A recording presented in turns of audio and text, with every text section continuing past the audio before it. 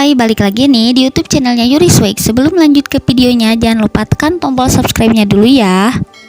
Di awal episode 2, saat 62 hari sebelum Xiaoyi kembali ke markas, ada seorang pendaki yang mengikuti jalur pendakian dengan melihat tanda tali kuning di sepanjang jalan. Lalu ada seorang yang misterius malah memindahkan tali-tali itu. Xiaoyi pun melihat rekaman atau foto-foto dokumen Gunung Jirisan itu untuk mencari bukti siapa sebenarnya yang sudah membuat tali kuning itu. Kepala juga bertanya apakah Xiaoyi mencari tahu sekarang ini karena Kang Hyunjo.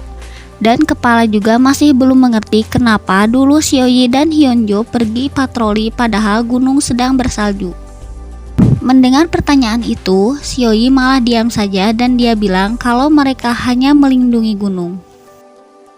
Di suatu hari, Kang Hyunjo sebenarnya sedang libur, tetapi dia mencoba naik gunung untuk berlatih. Tapi di atas gunung, dia bertemu dengan seorang pria yang dikira pemburu ilegal, tetapi ternyata orang itu sedang mencari jasad ayahnya yang hilang di gunung itu. Saat mencoba mencari bersama ke gunung, ternyata pria ini hanyalah seorang penipu. Untung saja Kang Hyunjo itu cerdik sehingga tahu kalau orang di hadapannya adalah penipu. Dan menyadari kalau orang yang dicarinya bukanlah ayahnya atau orang yang bundir, tetapi mungkin dia dibunuh oleh orang ini. Mendengar hal itu, orang itu pun menusuk Hyunjo dan terjatuh dengan luka tusuk di perutnya. Karena sudah malam dan sudah tidak kuat, Hyunjo pun pingsan, tetapi sebelum pingsan dia membuat tanda itu. Karena kecerdikan Xiaoyi, orang ini pun berhasil dikepung dan ditangkap oleh polisi. Dan Hyunjo pun berhasil diselamatkan. Setelah berhari-hari mencari, Xiaoyi pun berhasil menemukan kerangka dari mayat orang yang didorong penipu itu.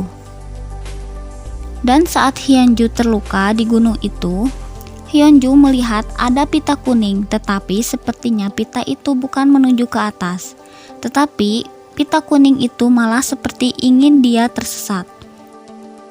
Lalu saat Xiaoyi disuruh mencari sesuatu di ruangan kepala, Xiaoyi pun melihat tali kuning itu ada di laci kepala.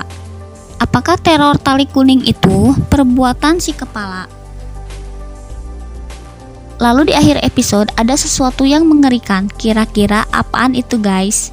Orang atau hantu ya? Di episode selanjutnya, Xiaoyi memberitahukan ke rekannya kalau rekannya ini banyak memakan tanaman itu akan mati. Lalu di cuplikan selanjutnya, sepertinya seorang sedang menjelaskan sesuatu tentang lembah Baek Togol. Sepertinya di gunung itu masih banyak misteri yang belum terbuka ya guys. Xiaoyi sedang bertanya ke rekannya yang melihat hal aneh di hutan. Mungkin saja dia melihat hal yang mencurigakan lainnya atau orang aneh. Dan Xiaoyi pun mempunyai firasat kalau akan ada lagi kejahatan yang terjadi di gunung itu. Sampai jumpa lagi di video-video selanjutnya. Bye-bye.